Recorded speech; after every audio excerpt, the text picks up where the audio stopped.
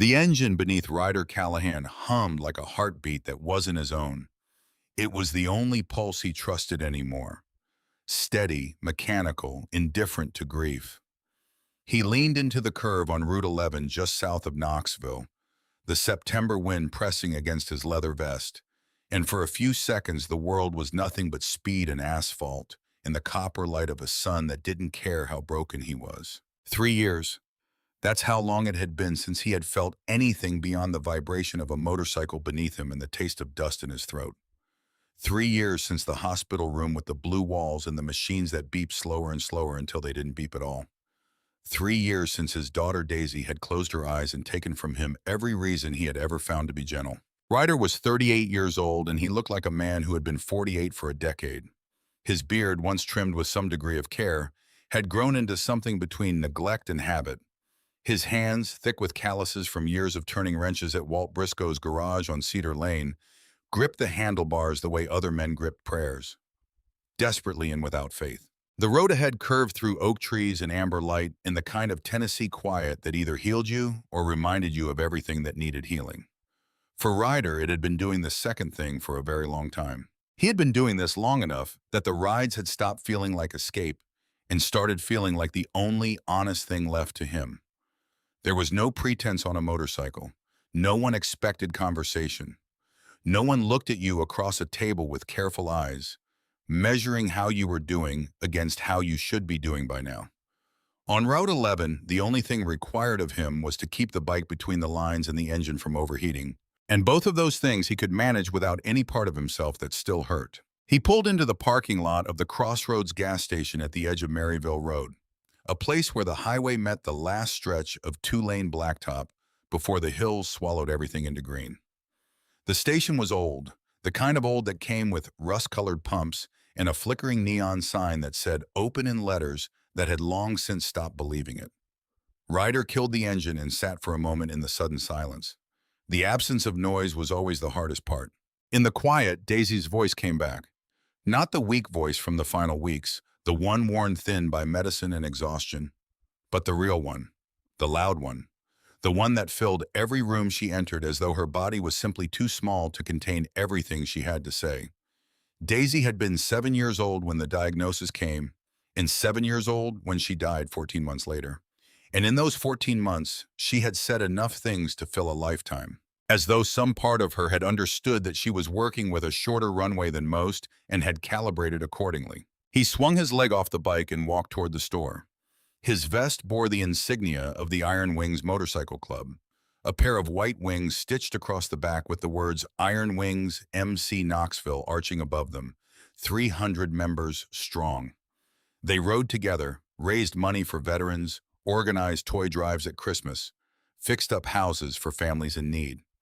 It was Stellan Hargrove, the club's president, who had pulled Ryder into the fold 6 years ago. Back when Ryder still laughed, still believed that the world gave back what you put into it. Before the diagnosis, before the blue hospital room, before everything. Inside the store, Ryder grabbed a bottle of water and a pack of beef jerky. The woman behind the counter, mid-50s, reading glasses on a beaded chain, glanced at his vest and offered the kind of smile people gave to bikers who hadn't done anything wrong yet. Cautious but willing. "Riding alone today?" she asked. "Always," Ryder said. He paid in cash and didn't wait for the receipt. Outside, the light had changed. The sun had dropped behind a band of clouds and the air carried the faint sweetness of rain that hadn't arrived yet. Ryder leaned against his bike, unscrewed the water bottle and drank. He watched the few cars that passed on Route 11, a pickup truck pulling a flatbed, a minivan with a kayak strapped to the roof, an empty school bus heading back to wherever empty school buses go at the end of the day. And then he saw her. She was standing at the far edge of the gas station lot, near the drainage ditch where the gravel gave way to weeds and wild grass. A small girl, 7 years old at most, with brown hair that hadn't seen a brush in some time falling past her shoulders in tangles. She wore a yellow dress, not dirty exactly, but worn, the kind of worn that comes from being the only dress worth wearing. The hem was uneven, as though someone had let it down to buy another season of use. On her feet were sneakers that were 2 sizes too large, the laces untied and trailing in the dust. But it was the way she stood that made Ryder pause mid-drink. She wasn't standing the way children stand.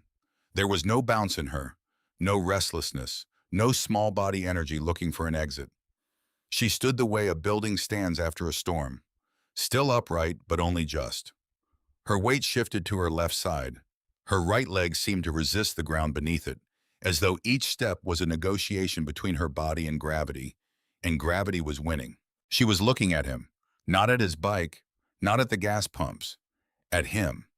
Her eyes, wide, dark, enormous in her thin face, were fixed on Ryder Callahan with an intensity that made something shift in the low part of his stomach. He looked away, took another drink of water, looked back. She was still staring. Ryder capped the bottle, shoved the jerky into his vest pocket, and climbed back onto his bike. Kids stared at bikers. It meant nothing. He turned the key, felt the engine roar beneath him, and pulled out of the lot onto Route 11 heading south. He didn't look back, but if he had, he would have seen the girl step off the curb and begin to follow him, one painful, determined step at a time. Ryder rode at an easy pace, in no hurry to arrive anywhere because there was nowhere to arrive. The road stretched ahead in long, gentle curves, bordered by oak trees and the occasional farmhouse, set back behind wire fences. Tennessee in September was a painting that hadn't dried yet, all warm greens and amber light, and the kind of quiet that asked nothing of you in return. He rode for 10 minutes before he reached a red light where Maryville Road crossed a county road that led nowhere in particular. While he waited, he checked his side mirror out of habit. His breath caught. The girl, the same girl from the gas station, was on the shoulder of the road, maybe 300 yards behind him. Walking. Walking was a generous word for what she was doing. She was lurching forward, her right leg dragging slightly with each step, her small body swaying with the effort of forward motion as though it was consuming everything she had. Her yellow dress was a small flag against the green and gray of the roadside. The light turned green. A car behind him honked. Ryder didn't move for a long second. Then he pulled forward and continued south. His mind churned. The gas station was over a mile back. This child had walked over a mile on those legs, in those two large shoes, alone, on the shoulder of a state highway in the early evening. Where were her parents? Where was anybody? He told himself it wasn't his problem. He told himself someone else would stop. Someone with a minivan and a cell phone and a face that didn't make children take a step back. He told himself that a man like him, a man on a Harley and a leather vest, pulling over for a random child on the side of Route 11, was exactly the kind of thing that ended badly for everyone. He rode another half mile, then he checked the mirror again. She was still coming, smaller now in the distance, but unmistakable. The yellow dress, the uneven gait, the absolute terrifying determination of a child who had decided that reaching him was the only thing in the world that mattered. Something shifted in Ryder's chest. Not the grief, that shift was old and permanent. This was something else, something he didn't have a name for yet. It felt like the moment just before a fever breaks, when the body is deciding whether to fight or to surrender. He pulled onto the gravel shoulder and killed the engine. And he waited. It took her 11 minutes to reach him. He watched every second of it, every halting step, every moment when her right leg seemed to buckle, and she caught herself with a small practiced adjustment of her hips that told him this was not new, this negotiation with her own body. She had been doing this a long time. The adjustment was automatic, built into her movement the way certain compensations become built in when a body has no choice but to find another way. She never stopped. She never looked down at her feet. Her eyes stayed fixed on him, on his bike, on the white wings stitched across the back of his vest, with the focus of someone who had already decided that stopping was not an option. When she was finally close enough for him to see her face clearly, he noticed things he had missed at the gas station. Her cheeks were flushed deep pink with effort. There was a thin line of sweat along her hairline. Her lips were dry and slightly cracked. And her eyes, those enormous dark eyes, were not frightened. They were fierce. She stopped about 10 feet from him, breathing hard. Her small chest rose and fell rapidly. She looked at him. He looked at her. Ryder Callahan had stared down bar fights, engine fires, and the slow death of the person he loved most in this world. But the gaze of this 7-year-old girl on the shoulder of Route 11 on a September afternoon was the most unsettling thing he had encountered in recent memory. "Kid," he said, his voice rougher than he intended, "what are you doing out here?" She didn't answer right away. She was catching her breath, Her small hands pressed flat against her thighs, as if to keep her legs from giving out entirely. Then she straightened up, a motion that clearly cost her something, and pointed at his vest. "You're an angel," she said.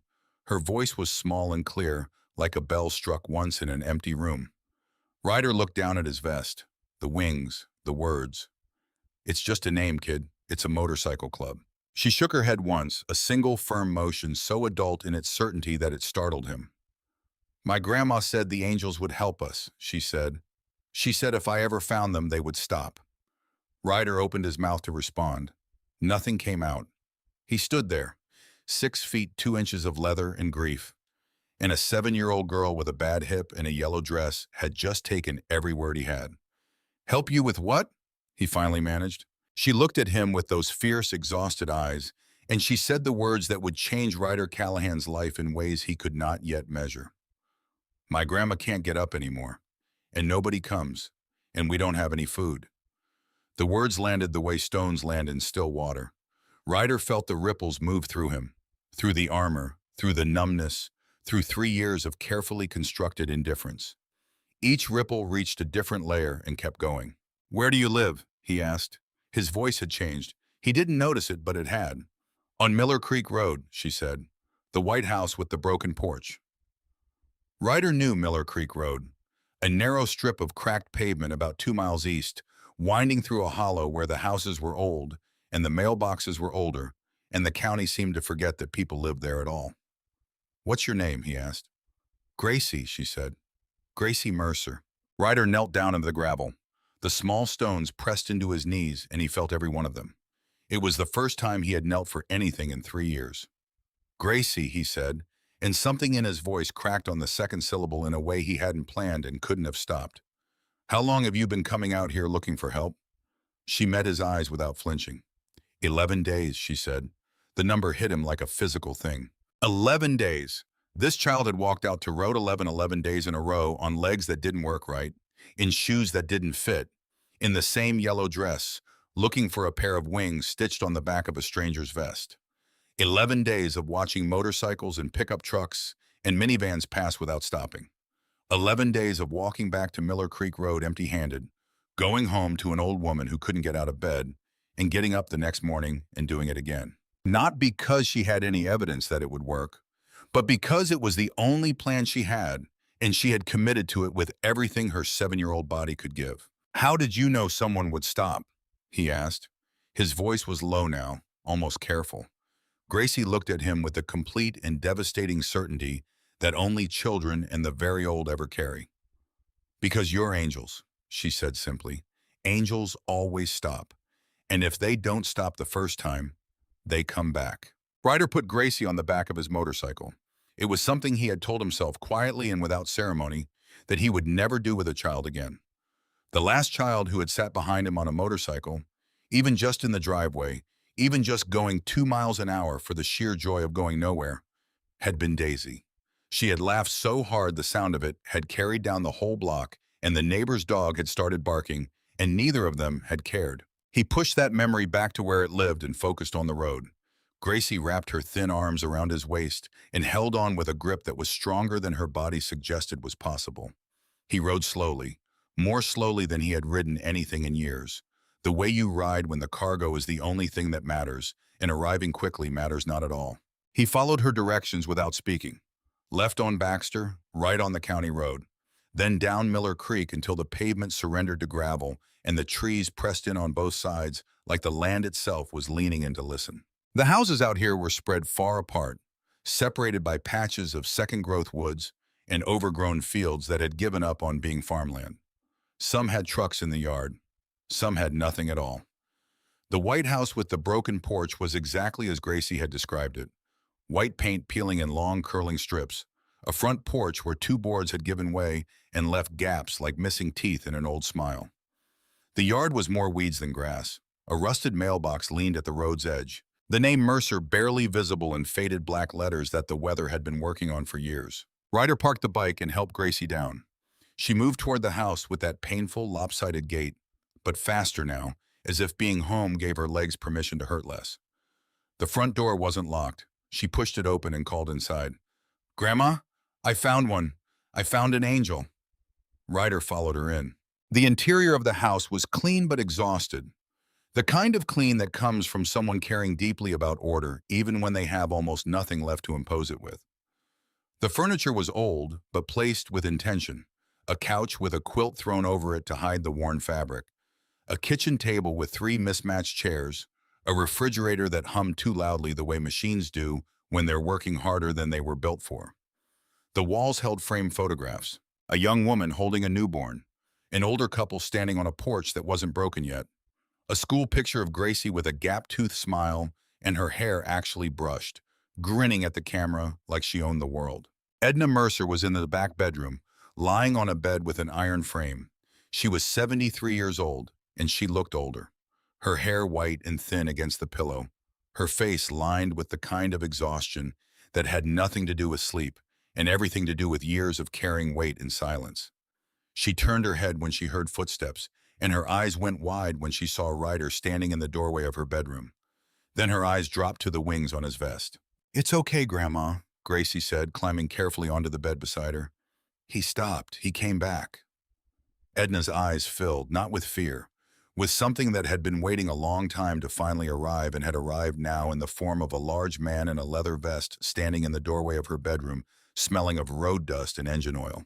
She looked at Ryder and at his vest, his beard, his calloused hands, the road dust still on his boots, and she saw what her granddaughter had seen.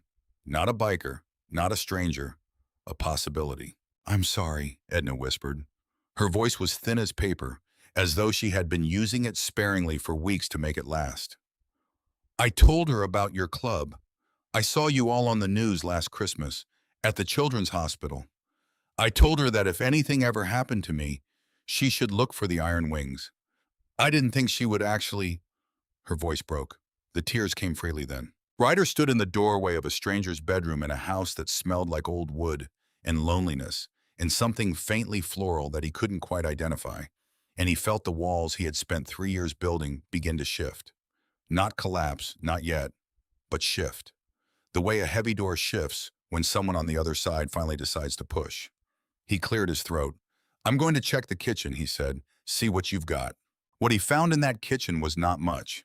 A can of pinto beans, a partial bag of rice, a few slices of bread that were 1 day from stale, half a stick of butter, some salt, a near-empty bottle of cooking oil. The refrigerator held a carton of eggs with 3 left in it, a jar of pickle relish, and a pitcher of water. He stood in front of that open refrigerator for a moment and let the full picture of it settle over him. This was not a temporary shortage. This was the architecture of a household that had been managing on the edge of nothing for long enough that the edge had become normal. The can of beans positioned at the front of the shelf, the rice bag folded over and clipped, the 3 eggs placed carefully in the center of the carton as though their location made them less likely to break. Every small detail spoke of a person who had been stretching what little she had with the careful precision of someone who understood that there was no reserve. He started cooking. He did it the way his mother had taught him. Carefully, without waste, paying attention to every small decision as though the attention itself was part of what you were putting into the food. The beans went on low heat with the butter and salt. The rice went in a pot with water measured by hand. The bread he left for last. While he cooked, Gracie came and sat at the kitchen table. She watched him with those large, careful eyes, and after a while she began to talk. She told him that her mother, Claire, had died when Gracie was 3 years old. A car accident on the interstate during a bad rainstorm in the fall. She told him that her father had left before she was born, and she didn't know his name, and had decided some time ago that this was just a fact about her life, the same as having brown hair or a right hip that didn't work right. She told him that her grandmother had raised her since she was a baby, that Edna had been strong and capable, and could grow anything in a garden and make a meal out of almost nothing. She told him that last month Edna had fallen in the bathroom and hurt her back badly, and since then there were days when she simply could not get up. She told him that the doctor had said her hip was wrong. That was the word she used, wrong, and that she needed surgery, but the insurance papers had gotten lost and there wasn't money and nobody had come to help them sort it out. She told him all of this without self-pity and without tears. She told him the way you tell someone the weather, matter-of-factly, because the facts are what they are, and knowing about them doesn't change them. But at least now someone else knows too. The reporting of it had its own dignity. She was not asking him to feel sorry for her. She was giving him information she believed he needed, delivered with the precision of someone who had been waiting a long time for the right recipient. Ryder listened to every word. He stirred the beans and listened. He didn't offer reassurances he couldn't back up. He didn't say it would be okay. He just listened and let the listening be what it was. For the first time in 3 years, listening didn't feel like punishment. He set the table for three. He carried a plate back to Edna's bedroom and helped her sit up enough to eat, stacking 2 pillows behind her back with the careful imprecision of a man who had not done this before but was paying enough attention to do it adequately. She looked at the plate as though he had handed her something worth far more than food. As though the act of someone preparing a meal and bringing it to her, the ordinary human act of one person feeding another, was a thing she had stopped expecting to experience. "You didn't have to do this," she said. "I know," Ryder said. He went back to the kitchen and sat across from Gracie. She ate with the focused intensity of a child who understood, in whatever way a 7-year-old understands such things, that meals were not guaranteed. She ate every bite and soaked up the remaining liquid from the beans with the last piece of bread without any self-consciousness about doing it. Between spoonfuls, she looked up at him. "Are you going to help us?" Ryder looked at this girl, at her tangled hair and her fierce eyes, and the careful way she held her spoon, and he thought about Daisy, not with the sharp, breathless pain that usually came with it, but with something quieter, something that felt less like a wound reopening and more like a window, cracked open just slightly, letting in a thin line of air from somewhere he had forgotten existed. "I'm going to make a call," he said. After dinner, Ryder walked to the far side of the yard, past the weeds and the leaning fence, and stood in the failing September light. He pulled out his phone and called Stellan Hargrove. Stellan picked up on the second ring. "Ryder, everything all right?" "No," Ryder said. "I need you to listen to me." He told him everything: the gas station, the yellow dress, the 11 days, the legs that didn't work right and the eyes that wouldn't let go, the grandmother in the iron bed, the near-empty refrigerator with its 3 eggs and its positioned can of beans, the broken porch and the insurance papers that had gotten lost, and the 7-year-old girl who had been walking out to a state highway every morning for nearly 2 weeks because her grandmother had told her a story about angels, and she had believed it completely, and completely was the only way she knew how to believe anything. Stellan was quiet for a long time after Ryder finished. It was the particular quiet of a man who was not collecting his thoughts but had already collected them and was deciding what to do with them. Then he said, "I'm calling the boys." Ryder stood in the darkening yard and looked back at the White House. Through the kitchen window, he could see the warm yellow light and the shape of Gracie at the table, still sitting where he had left her.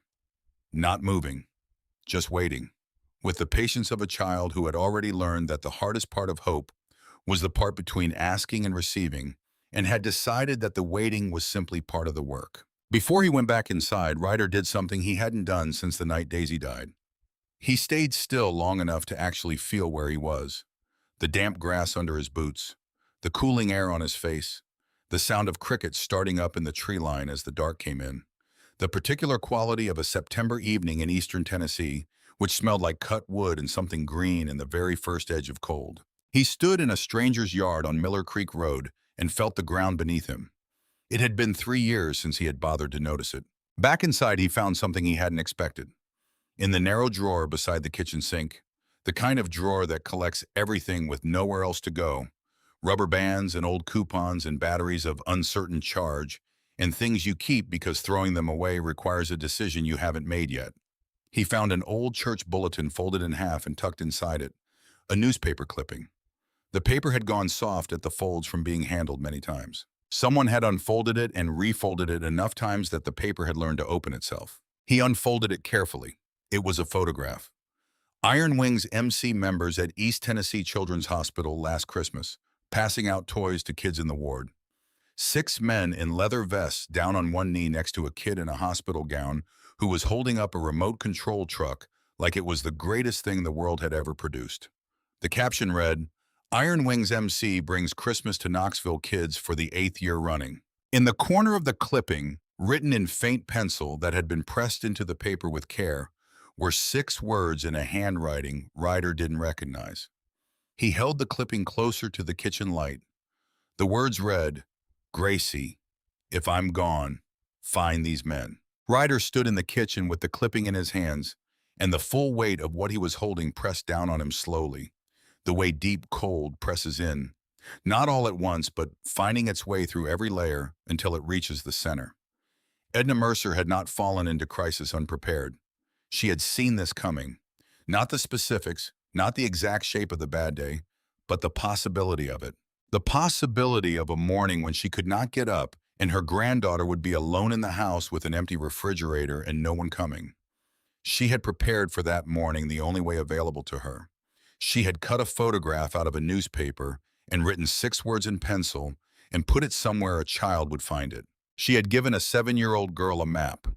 Ryder folded the clipping back into the church bulletin and returned it to the drawer exactly as he had found it. He stood at the kitchen sink for a moment, with his hands braced against the edge of the counter and his head down, breathing slowly and with intention. 3 years of riding away from everything. 3 years of choosing motion over presence, highway over home, speed over the kind of stillness that required something of you. And tonight, a girl with broken shoes and a bad hip had walked 2 miles along a state highway to find him. Not specifically him, anyone who wore the wings. And she had done it 11 days in a row until one of them finally came back. Ryder texted Stellan, Saturday 9 a.m., Crossroads gas station, full club. Tell them to bring tools. He went back to the bedroom doorway and looked in. Edna had fallen asleep, her breathing slow and even, the empty plate on the nightstand beside her. Gracie sat in the chair next to the bed, her feet not quite reaching the floor, watching her grandmother sleep with the focused attention of someone standing guard. One small hand rested near Edna's hand on the coverlet, close enough to be felt if Edna stirred, careful enough not to disturb. She's going to be okay, Gracie said without looking up. It wasn't a question. It was the kind of statement that children make when they have decided that the alternative is simply not something they are willing to consider. Ryder leaned in the doorway. I know, he said. Are you coming back? Gracie asked. She looked up at him then, and in the lamplight her eyes were very dark and very steady and carrying a question much larger than its words. The question of whether the people who appeared were the kind who stayed. Saturday morning, Ryder said. I'm bringing some people. How many people? He thought about it. A few hundred? Gracie considered this with the gravity of someone evaluating a significant logistical proposal. Then she nodded, apparently satisfied with both the number and the commitment behind it, and turned back to watching her grandmother sleep. Ryder let himself out through the front door and stood on the broken porch in the dark. The September air had gone cool. Above the tree line, the sky was thick with stars, the same stars that had been above the hospital the night Daisy died. He had been angry at them for a long time, angry at their indifference, angry at the way the world kept turning and the stars kept burning, as though nothing of consequence had happened beneath them. He looked at them now and felt something different. Not peace exactly, not forgiveness, but something quieter than anger, which was a start, and which he recognized as a start, which was itself something. He thought about the clipping in the drawer, about 6 words pressed into newsprint with a careful pencil hand, about a woman who had lain in her bed and looked at the ceiling and thought about what her granddaughter would do when the bad day came, and had done the only thing she could. He thought about Gracie walking out to Route 11 every morning for 11 days in the same yellow dress, looking for something she had been told to believe in, going home empty-handed each night, and getting up the next morning and going back. He had been the one to finally come back. He didn't know yet what that meant in full, but standing on that broken porch in the September dark, he felt something that had not moved in 3 years begin, very slowly, to move. The part of him that knew how to show up, that knew how to stay. It had not died. It had been waiting. For 11 days, a 7-year-old girl in a yellow dress had been walking toward it, and on the 12th day, he had turned around. Saturday arrived the way important days often do in Tennessee. Quietly at first, the sky holding its color close, the air cool enough to remind you that summer was finished and something more serious had taken its place.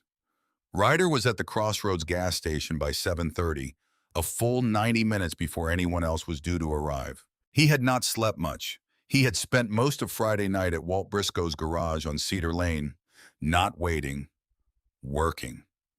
He had pulled an engine he'd been putting off for 2 weeks and laid it out on the bench and gone through it piece by piece with a thoroughness that had nothing to do with the engine and everything to do with needing his hands occupied while his mind worked through what had shifted in him on Miller Creek Road. It was the first time in a long time he had worked on something not to kill time or to avoid silence, but because he was preparing for something. The distinction felt important, even if he couldn't have articulated it to anyone who asked. He stood in the empty parking lot with a cup of gas station coffee and watched the road. The woman behind the counter, the same one who had watched him ride out the previous afternoon, came to the door and looked at him with an expression that was half curiosity and half the wariness of someone who had worked a roadside station long enough to know that certain mornings carried a different kind of weight than others. "You expecting company?" she asked. "A few people," Ryder said. She looked at his vest, looked at the empty lot, looked back at him.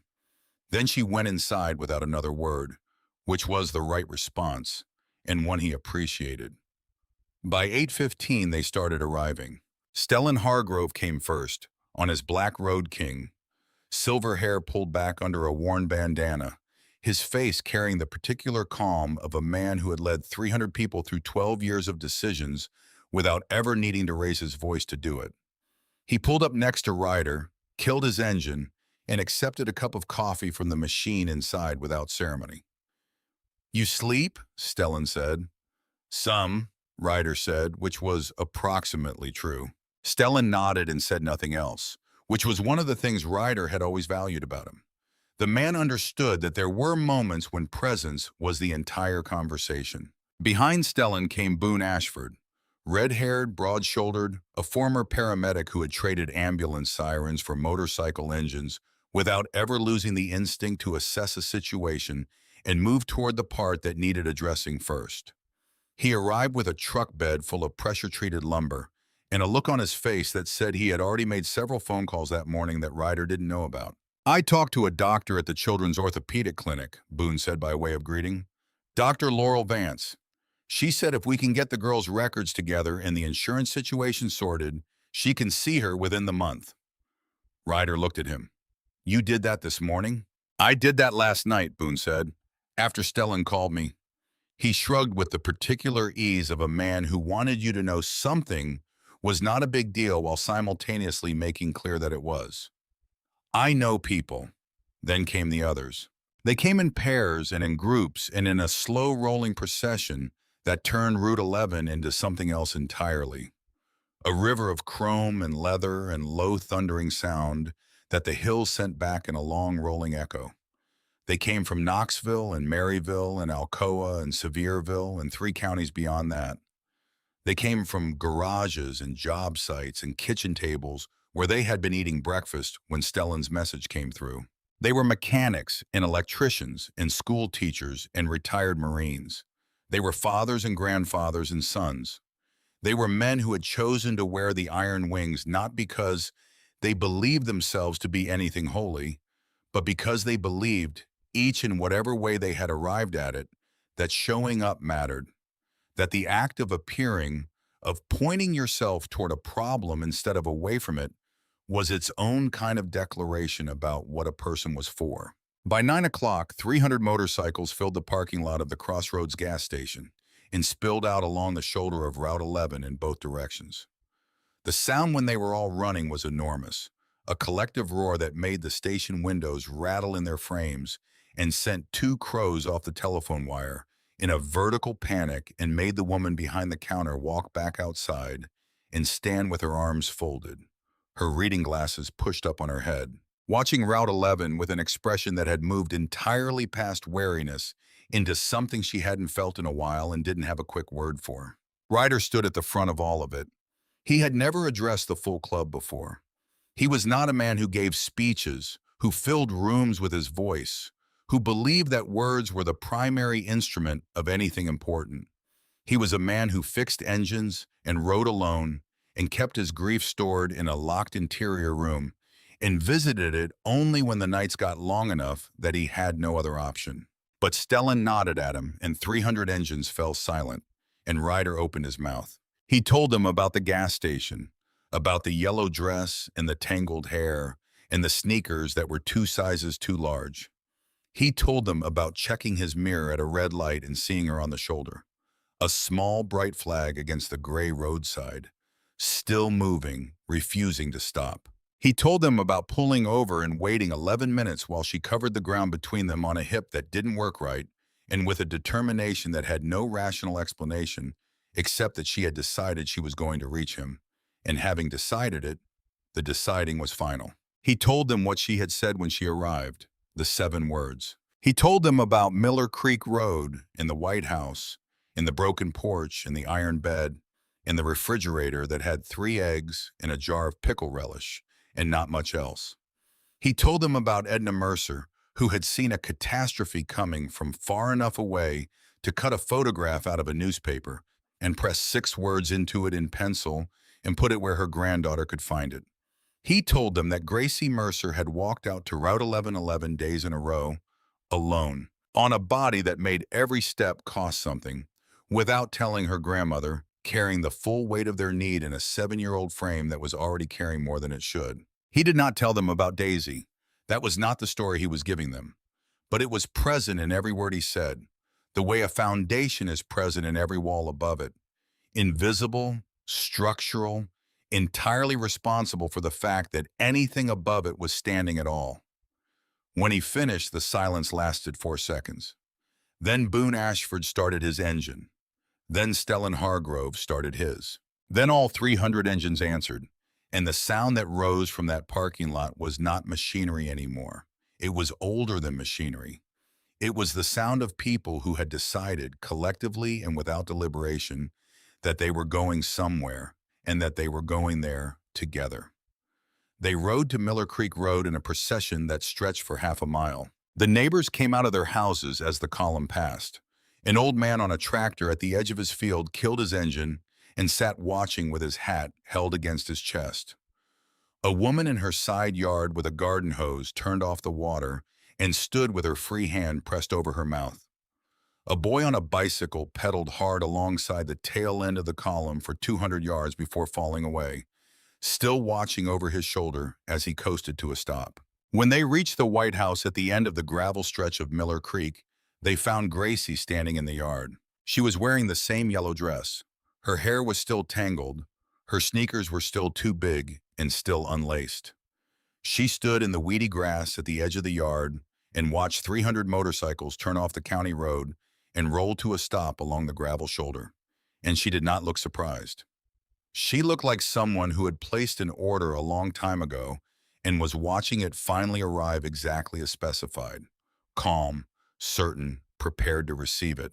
Stellan Hargrove was the first one off his bike. He walked across the yard to where Gracie stood, and he did what Ryder had done 4 days earlier on the shoulder of Route 11. He knelt down in the dirt and grass and met her at eye level. "I heard you were looking for some iron wings," he said. "My grandma needs help," Gracie said, "and my hip is wrong." Stellan looked back at the 300 men standing beside their motorcycles along the road and in the yard and down the gravel shoulder as far as the eye could follow. Then he looked back at Gracie Mercer, 7 years old, yellow dress, eyes that had been waiting for exactly this for 11 days. "Well," he said, "you found us." What happened over the next 8 hours was something Miller Creek Road had never seen and would not see again. 50 men rebuilt the porch, not patched it or propped it or worked around the damaged boards, but tore it down to the frame and built it back from the ground up with pressure-treated lumber, new posts, railings that didn't move when you leaned on them, steps that were level and solid and built to carry weight for decades without complaint. They worked with the efficiency of people who had done physical work together before and knew each other's rhythms, who passed lumber and tools without being asked and made decisions about joinery and load-bearing without needing to consult anyone because the knowledge was already distributed among them. 30 more men cleared the yard, pulling weeds, cutting back the overgrowth that had been working its way toward the house for years, repairing the section of fence at the back corner that had come down sometime in the spring. A crew of 3 licensed electricians went through the house room by room, replaced the outlets that had been throwing sparks when you plugged anything into them, rewired the kitchen to code, replaced the porch light fixture with one that actually functioned. Supply trucks came from 3 directions throughout the afternoon, loaded with groceries. Not just canned goods and dry staples, but fresh produce, eggs, milk, bread, whole chickens, things that suggested actual meals rather than bare continuation. They filled Edna's refrigerator and her small chest freezer and lined the pantry shelves until there was more food in that house than there had been in years. They brought clothes for Gracie, shoes that were her size, jeans and shirts for school, a good warm jacket for the Tennessee fall that was coming, 2 dresses that were not held together by repeated letting down and optimism. A collection had been taken at a club meeting 3 days earlier, after Stellan had made his calls Friday night. The total came to $16,400. It was documented, placed in a dedicated fund with Boone Ashford's name on the account alongside Edna Mercer's, structured to cover Gracie's surgical costs, with a remainder reserved for household expenses in the months ahead. Wren Dalton arrived mid-morning. She was a nurse who lived 2 roads over, a tall woman with practical hands and ash blonde hair pinned back in a working bun, who had been checking on Edna whenever her schedule allowed, which, given her double shifts at the hospital, had not been as often as she wanted. She came through the door with a blood pressure cuff in a medical bag and a look on her face that said she had been worried about this house for longer than she wanted to acknowledge. "I've been sick with worry," she told Ryder quietly while she took Edna's blood pressure in the back bedroom. "Edna kept telling me she was fine, and Gracie—" She paused, noted the reading, made a notation. "Gracie never told me she was going this far. I knew she was walking up the road sometimes. I had no idea she was going out to the highway." "She didn't want anyone to worry," Ryder said. Wren looked at him with the expression of someone who recognized that sentence from having carried it themselves. "No," she said. "She didn't." An ambulance came at noon to take Edna to the University of Tennessee Medical Center for a full evaluation. Edna protested from the bed with the resistance of someone who had spent so long making herself small and undemanding that accepting care felt like an imposition she hadn't done enough to deserve. The paramedics were patient. Boone spoke with her quietly for several minutes in the particular tone he had developed over years of talking frightened people into accepting help, and eventually she let them lift her onto the stretcher. When they moved her through the rebuilt front room toward the new porch and the solid new steps, she reached out and found Ryder's hand. Her grip was stronger than he expected. "You came back," she said. Her voice was thin, but her eyes were clear and present, and carrying something he hadn't seen in them the first night, something that looked like forward motion. "She said you would." "She was right," Ryder said. He held her hand until the stretcher reached the ambulance. Then he stood on the new porch and watched the vehicle work its careful way back up the gravel to the county road, and he remained there after it was gone, listening to the sounds of the work continuing around him. Hammers, saws, men talking in the easy shorthand of people doing something that makes sense. It was mid-afternoon, the sun dropping toward the tree line, and the light taking on the particular honey quality of a Tennessee September late day, when Wren found him on the porch and pulled him toward the railing. She spoke quietly, her back half turned to the yard. "There's something you should know," she said, "about Gracie." Ryder waited. "She hasn't just been walking out to Route 11 looking for help," Wren said. "Every day when she came back from the highway, before she came home, she'd stop at the Purdy house and the Glenmore place at the end of the road. She's been going to the neighbors, asking for food, for herself and Edna." She paused. "Neither family told me. I think each of them assumed someone else knew the full picture. It came out this morning when I talked to June Purdy." Ryder looked toward the yard. Gracie was sitting on the new porch steps, watching the fence repair with the focused proprietary attention of a landowner reviewing improvements to her property. She was eating an apple from the grocery delivery with complete concentration. "She didn't tell Edna," Wren continued. "She was afraid her grandmother would feel ashamed, So she'd stop at the neighbors on the way home and bring back what they gave her and put it in the kitchen before Edna woke up in the mornings. Every day, for weeks. The information settled over Ryder the way the full weight of something settles, not immediately but in stages, each stage revealing more of the total. This child had been running two operations simultaneously, walking out to Route 11 every day to find the wings, and working the return route for food quietly without telling anyone, feeding her grandmother with provisions she gathered herself and stored in the kitchen before dawn so the old woman would not have to know. She had been managing a household crisis at 7 years old on a hip that made every step a calculation. And she had done it in complete silence, because silence was what the people she loved required of her in order to preserve their dignity. Ryder looked at Gracie on the steps with her apple and her proprietary expression and felt something move through him that had no clean name. It was not pity. Pity required looking down at something. This required looking straight across at it, at full height, as an equal. What he felt looking at Gracie Mercer was the recognition of a quality he had seen before in only one other child, in a girl who had faced the thing that was coming for her with a steadiness that made the word brave feel like a description that was technically correct and utterly insufficient. He went and sat beside Gracie on the new steps. She looked up at him with those large, steady eyes and offered him a section of apple without comment, which he accepted without comment. They sat together in the noise and activity of the work going on around them.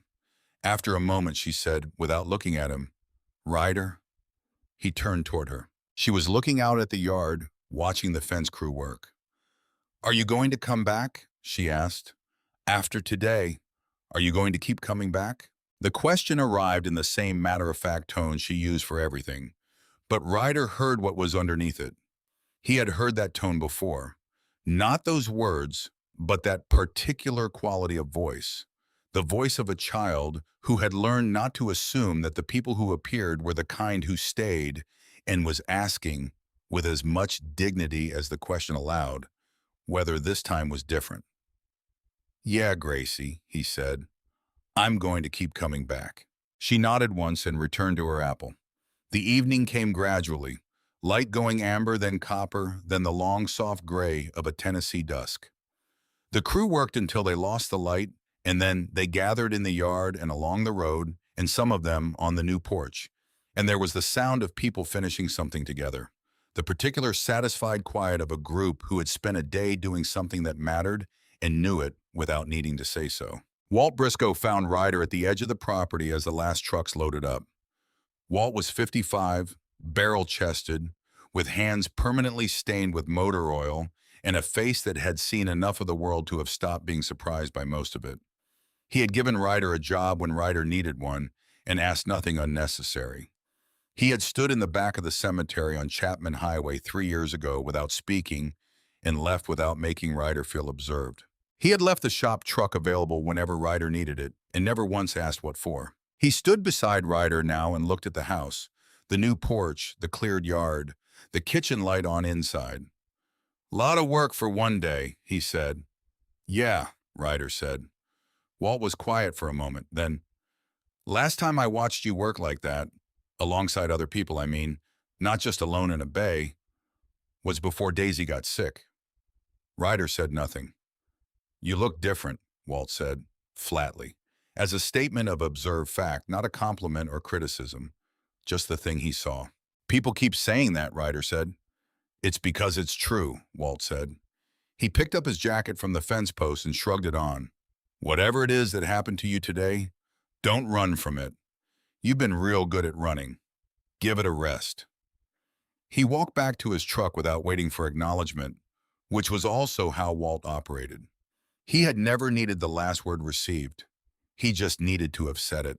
Ryder stood at the edge of the yard in the full dark and thought about what 3 years of Route 11 actually amounted to. The long rides to nowhere. The apartment where Daisy's drawings were still on the refrigerator, and her library books were still on the shelf, and her cup was still in the cabinet above the coffee maker, untouched, because touching them would mean making a decision about them. And he had not been ready to make that decision and had extended that unreadiness across 1,000 days. He pulled out his phone and made a list. Real, concrete, sequential things. The county health department for Edna's insurance. Gracie's medical records for Dr. Vance. Fund documentation. follow up on the surgery timeline, things that required him to show up somewhere specific and stay until they were done. He put the phone away. Above the tree line, the stars were out.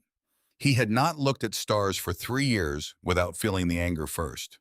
The specific anger at things that continued to exist and burn indifferently through the worst nights of a person's life. Standing in this yard on this particular evening, he looked at them and noticed the anger was not there. He didn't know yet what had replaced it, but its absence was its own kind of information. Inside the house, he found Gracie asleep on the couch under the quilt, her head tilted against the armrest, her unlaced sneakers still on her feet.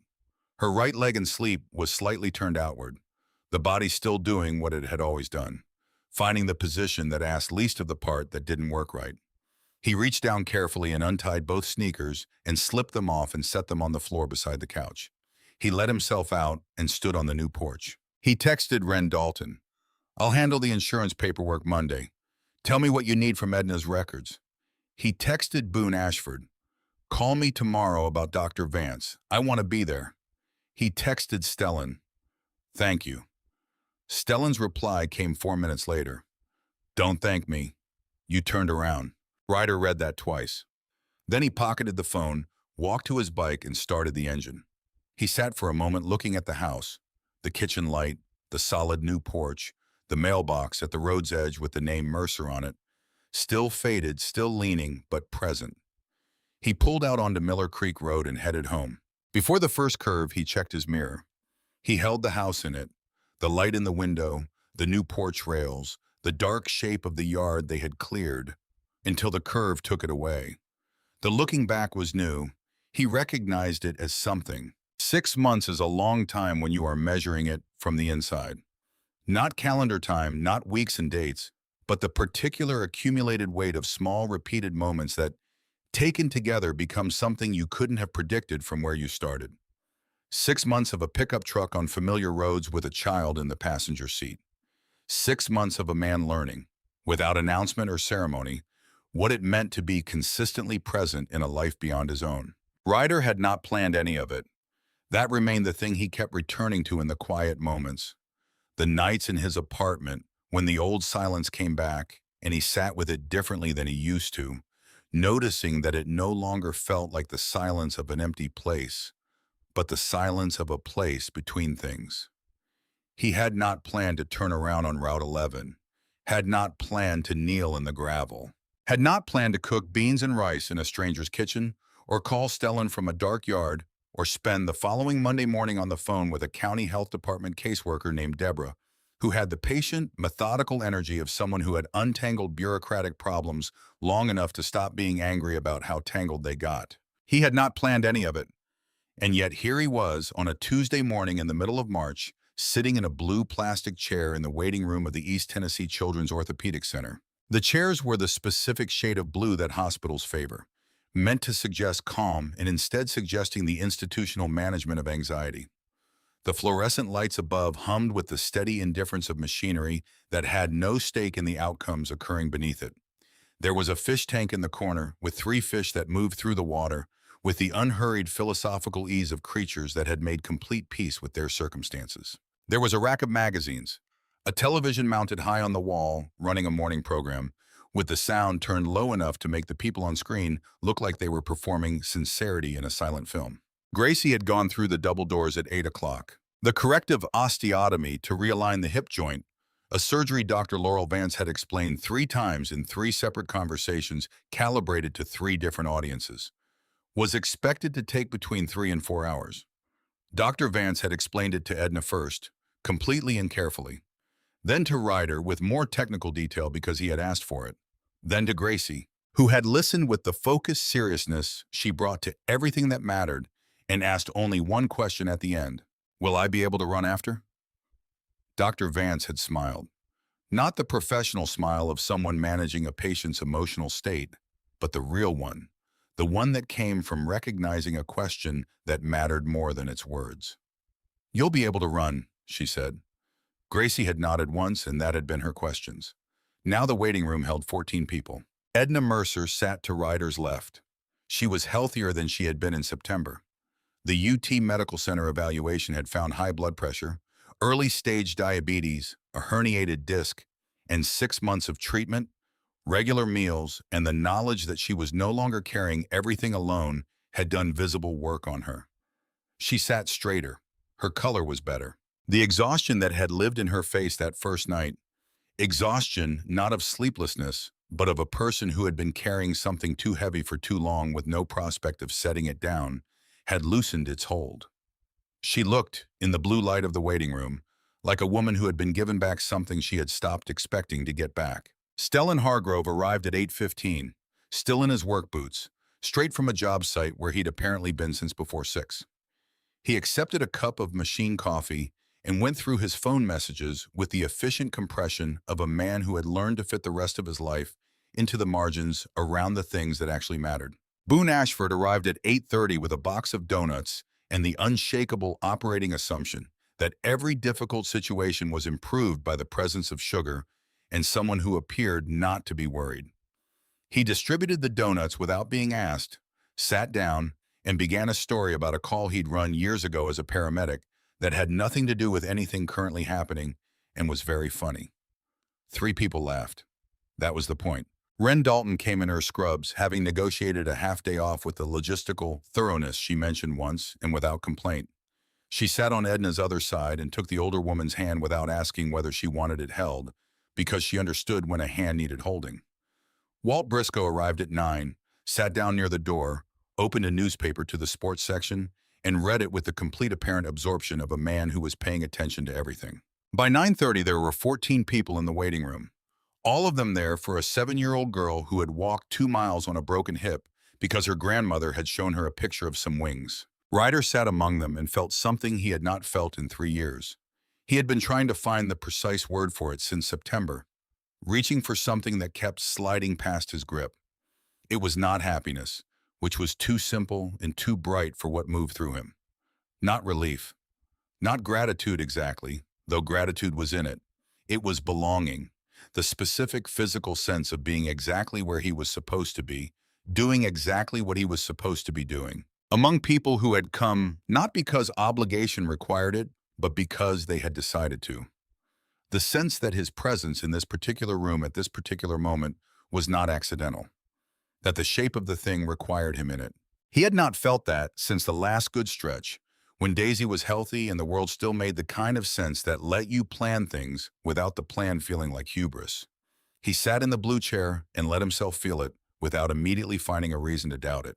He thought about the 6 months.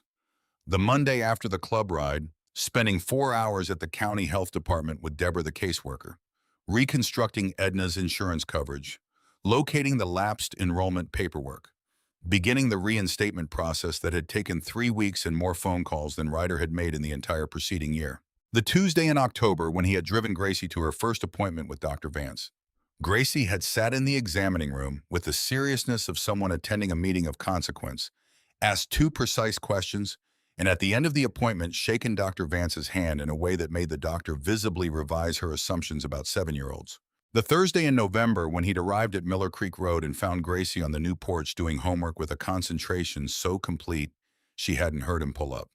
He'd sat on the steps beside her for 10 minutes before she looked up and said, without preamble, "Do you know what the word migration means?" He'd explained it. She'd written something down and returned to her work. He'd sat in the November cold feeling useful in a way that required nothing from him except his presence. The Sunday in December, when he'd driven Gracie and Edna to church because Edna had mentioned, carefully and without any suggestion that she was asking for anything, that she hadn't been able to go since August. He'd sat in the last pew in his leather vest while the congregation sang something he didn't know the words to and watched Edna Mercer sing with her eyes closed and her hands folded in her lap and hadn't felt out of place. And the conversations in Walt's truck. The 3 times weekly drives to the physical therapy clinic on Western Avenue that had begun in January as preparatory work ahead of the surgery. 40 minutes each way. Gracie talked. She talked about her teacher, Mrs. Adler, who let her sit in the front row so she didn't have to walk as far, and about her friend Harper, who carried Gracie's lunch tray without being asked in a way that felt like friendship rather than charity, which Gracie had explained was an important distinction. She talked about books. She was reading Charlotte's Web for the second time because the first time she had not cried at the end, and she wanted to try again with more preparation. "Did you cry the second time?" Ryder had asked. "Yes," she said, "but I also thought it was beautiful. Can something be sad and beautiful at the same time?" He'd thought about that. "Yeah," he said, "I think that's actually most of the time." She'd considered it and returned to her book, apparently satisfied. He talked too. He told her about Daisy in pieces, the way you take apart something delicate, carefully, attentively, not rushing any part. He told her that Daisy had been 7, the same age Gracie was now when she got sick, and that she had spent 14 months fighting something that didn't fight fair, and that she had been brave in a way that made the word feel like a description that was technically accurate and essentially inadequate. He told her that Daisy used to ride on his shoulders in the grocery store and point at cereal boxes with the absolute authority of a general deploying forces. He told her that Daisy called motorcycles thunder horses, which she had decided was their correct name and which Ryder had never been able to dispute because it was objectively superior to the word everyone else used. Thunder horse is better, Gracie had agreed with complete conviction. He told her that Daisy had loved September, the color of the trees, the particular quality of the light in the late afternoon. That September had been difficult for 3 years because the month itself had become a reminder of what it had held and then taken. "But you were on Route 11 in September," Gracie said, looking out the window, "when you saw me." "Yeah," Ryder said. "So maybe September sent you," she said. He hadn't answered. He'd gripped the steering wheel and blinked at the road for a moment longer than the road required, and she hadn't pushed it because she was 7 years old and had already developed, through living in the vicinity of loss for most of her life, an instinct for which things needed to be said once and then left alone to work. He was still thinking about the truck rides when the doors at the end of the waiting room opened. Edna noticed first. She straightened, and the motion drew everyone else's eyes to the double doors. And then Ryder stood, his chair scraping against the tile floor, and everyone else in the room looked up at the same moment. Dr. Vance came through in her surgical cap, mask pulled down around her neck. She was smiling. But before Ryder could speak, before the room could exhale, Edna reached into the cloth bag she'd been holding in her lap for the past 3 hours and took out an envelope. Old, soft at the edges, the paper of it slightly yellowed. She held it out toward Ryder. "I've been carrying this since before you came," Edna said. Her voice was steady, but something in it had been waiting as long as the envelope had. "Since before Gracie started going out to the road. I've been trying to figure out when to give it to you." She paused. "I think now is the right time." Ryder took the envelope. It was unsealed. Inside was a single folded page, handwritten. The ink slightly faded. Dr. Vance waited. The room waited. 14 people sat in blue plastic chairs and did not make a sound. Ryder unfolded the letter and read. It was from Claire, Gracie's mother, written on plain notebook paper in a careful, even hand, dated 6 weeks before the accident on the interstate that had killed her in the fall 4 years ago. It was addressed to Edna. Claire wrote that she had seen a news segment on the local station about the Iron Wings MC and their Christmas toy drive at the Children's Hospital. She had sat in front of the television and watched men in leather vests get down on their knees in a hospital ward and hand toys to children who were fighting things they hadn't asked to fight, and she had felt something she described in the letter as recognizing, not surprise, but recognition. The way you recognize something you always believed existed and are glad to find confirmed. She had written, "Mom, I know I worry too much about what would happen to Gracie if something happened to me. I know you tell me to stop thinking about it, but I want you to know that if there is ever a time when Gracie needs more than you can give her alone, look for people like those men. People who show up not because they were asked the right way or because they have a reason, but because showing up is simply what they believe people are for. Gracie deserves to know that people like that exist. I think she already knows it. I think she was born knowing it. I just want to make sure she can find them." The letter ended there. No dramatic final lines. Just Claire's signature, written the way people sign letters to people they expect to see again soon. Ryder stood in the waiting room of the East Tennessee Children's Orthopedic Center, holding a dead woman's letter in both hands, and the room around him was completely still, and he understood something that rearranged the way the past year sat inside him. Gracie had not come to Route 11 by accident. She had not come only because Edna had shown her a newspaper clipping. She had come because her mother, before there was a reason to need it, had written down what she believed about the world and had given it to the person responsible for raising her daughter. And that belief had moved through the years and the grief and the silence and had eventually arrived in the form of a 7-year-old girl in a yellow dress walking toward a pair of white wings on a stranger's back. He was not the beginning of this story. He was the place where it arrived. He folded the letter carefully and held it for a moment. She knew, he said. Not to anyone in particular. To the room, to the letter, to whatever was present in that space that warranted being addressed. Edna nodded. She always knew, she said. She just needed someone to know it too. Dr. Vance, who had been standing quietly at the threshold, looked at Ryder with the expression of someone who had spent a career in rooms where important things happen and had learned to recognize one. She did great, Dr. Vance said. Everything went exactly as we planned. She's in recovery and asking for apple juice, which I consider an excellent sign. The room exhaled. Edna pressed both hands over her face and bent forward, her shoulders moving with the particular silent intensity of a person who has been holding something for a very long time and is finally, in this moment, allowed to release it. Wren pulled her close and held on. Stellan sat back and looked at the ceiling with the expression of private, profound relief. Boone raised his coffee cup in a formal, wordless toast. Walt turned a page of his newspaper and said, in the tone of a man delivering a verdict that was never seriously in question, "Good." Ryder sat back down slowly. He pressed his palms against his thighs and looked at the floor between his boots and breathed. The fluorescent lights hummed.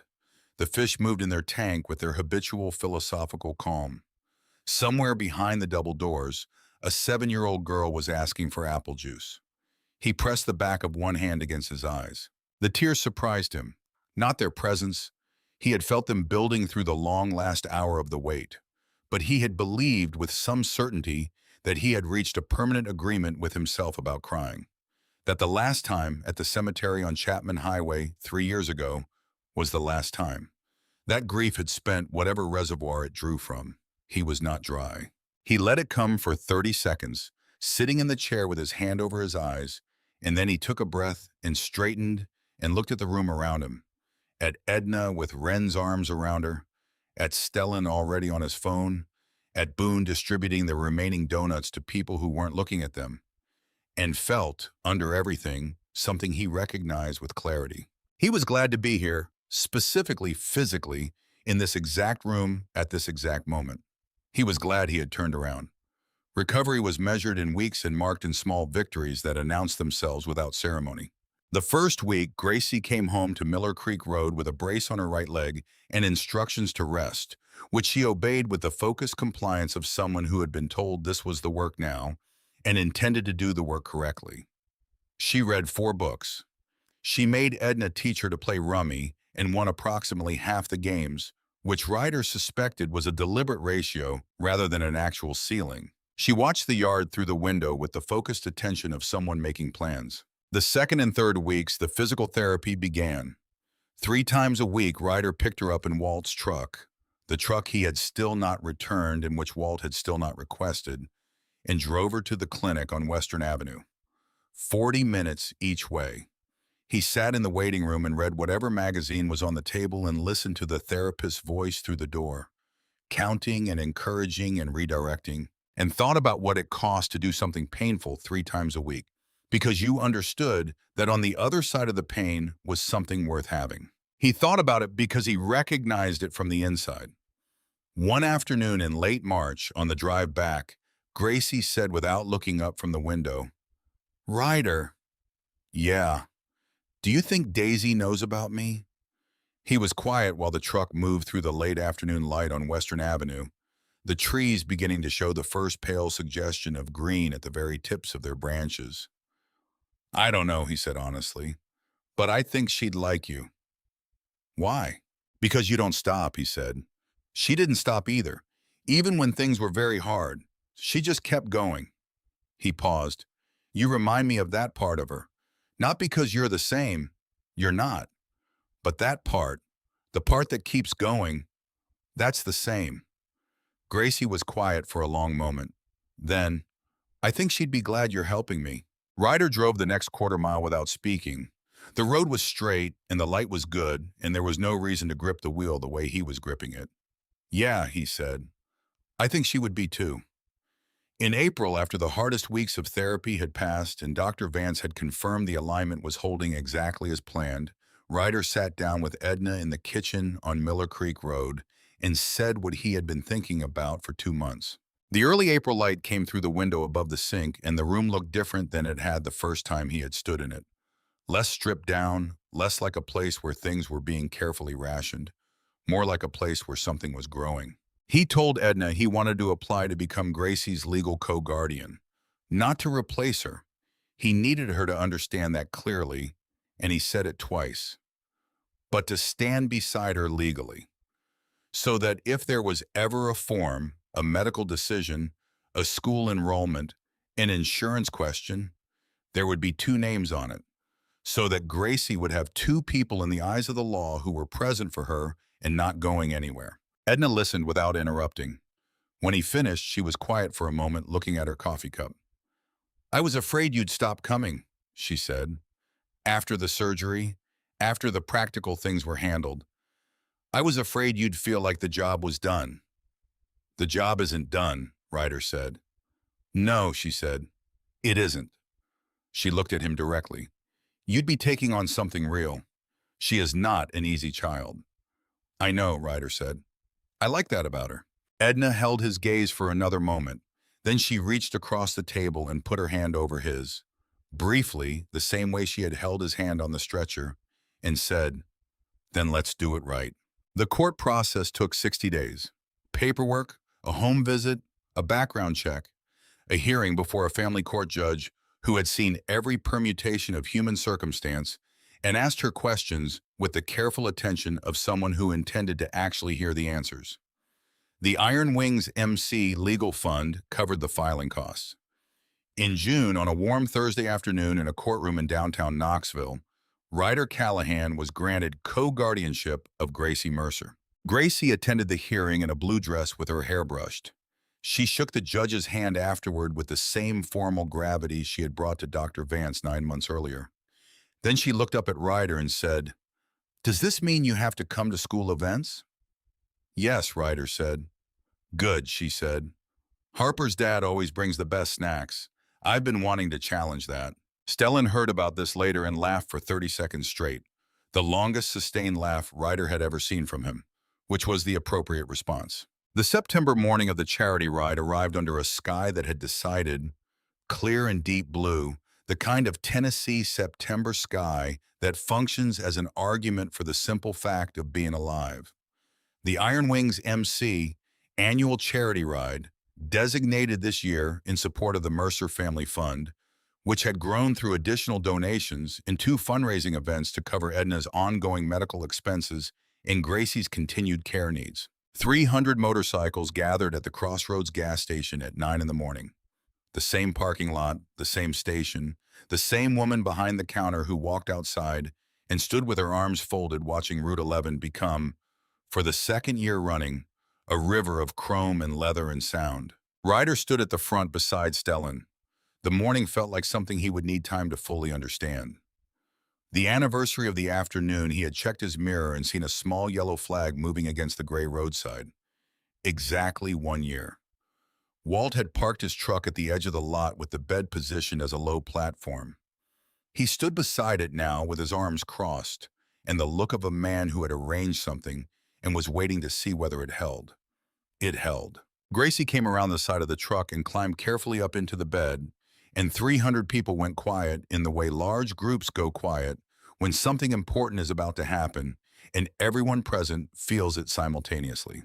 She was not wearing the yellow dress. She wore a cobalt blue dress, the color of a clear September sky, bought by Edna at a shop in Maryville with money that was actually there. Her hair was brushed, her shoes were the right size. There was no brace on her leg.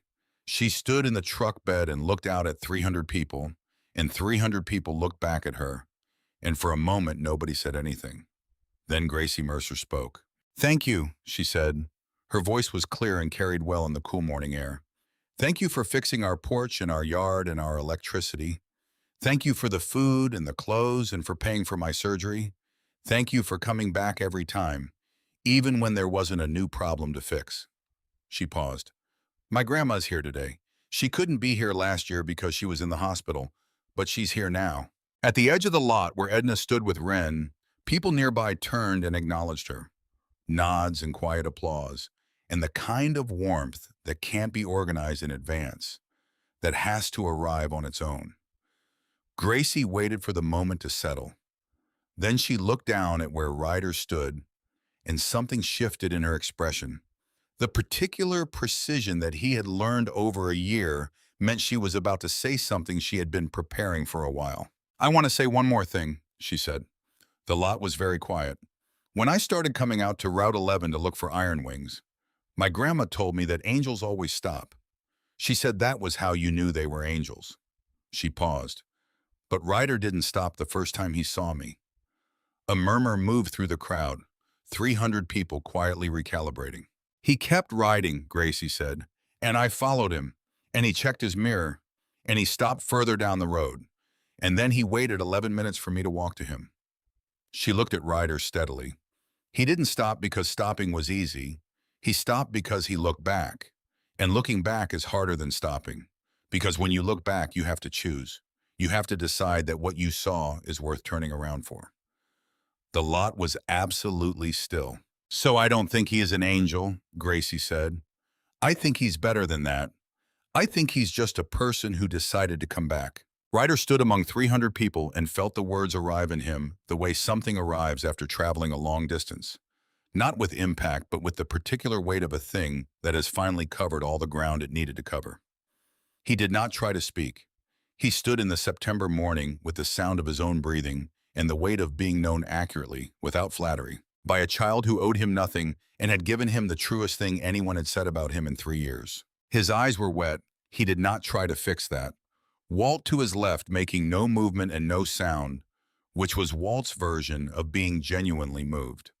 Boone behind him and to the right, looking at the sky in the particular way of someone refusing to cry in public. Stellan beside him, still, present, offering nothing except the uncomplicated weight of a person who understood when to simply stand next to someone. Gracie stepped down from the truck bed. She landed with her weight distributed correctly, the way Dr. Vance had taught her, the way the months of therapy had made automatic. And then she walked. She walked across the parking lot, not with the lurching, compensating, negotiated gait that had carried her 2 miles along Route 11 a year ago. Not with every step an argument between her body and the ground. She walked steadily, evenly, one foot in front of the other, weight moving through both hips the way it was designed to move, the corrected joint doing what it had been rebuilt to do. She walked the way a child walks when walking is not an achievement, but simply the thing you are doing on the way to somewhere else. She crossed the lot and stopped in front of Ryder and looked up at him. "Can I ride with you?" she asked. He looked down at her.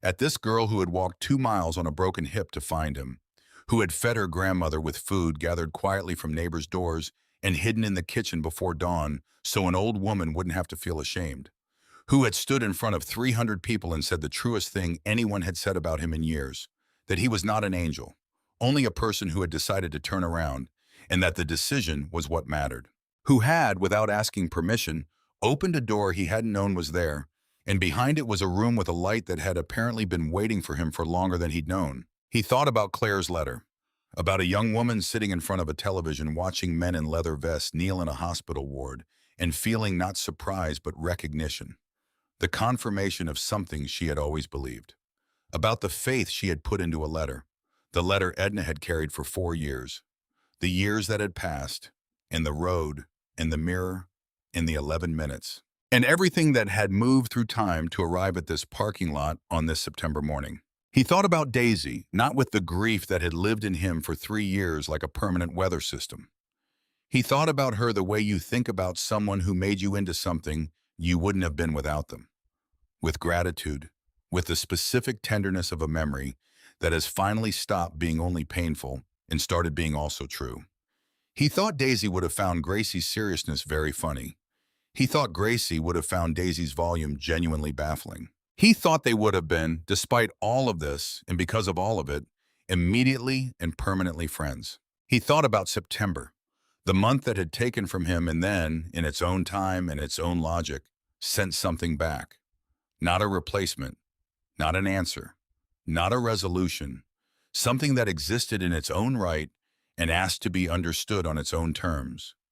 Not as compensation for what was lost, but as a separate and genuine thing, present in its own right, asking for nothing except to be received. He knelt down in the parking lot gravel, the same gravel that had pressed into his knees on the shoulder of Route 11 1 year ago, and he lifted Gracie Mercer onto the back of his motorcycle. She settled behind him and wrapped her arms around his waist.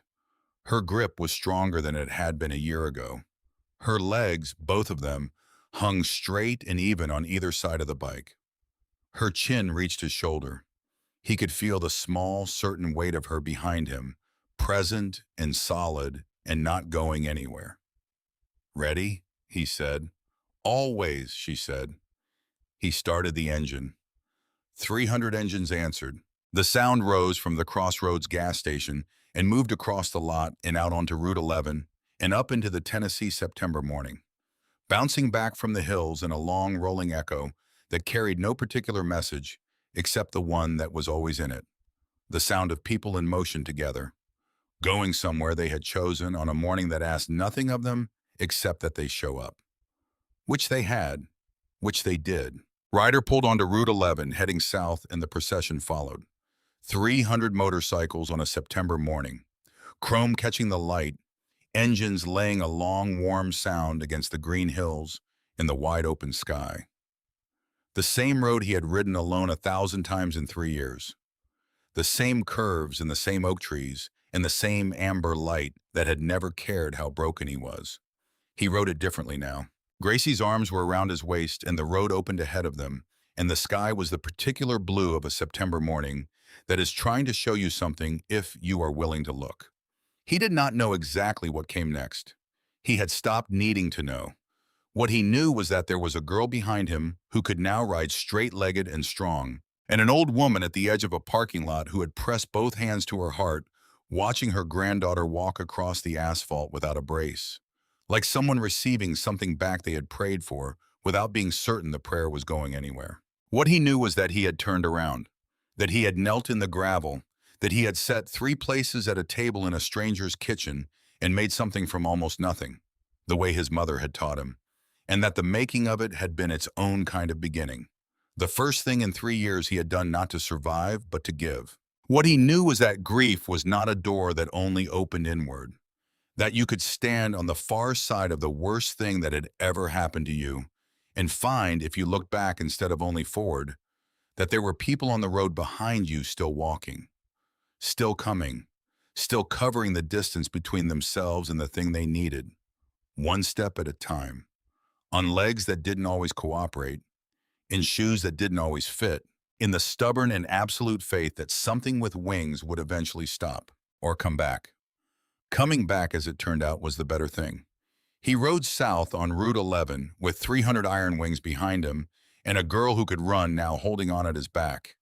And the September morning opened ahead of them like a road that had always been there, patient and unhurried, waiting for someone to decide to take it.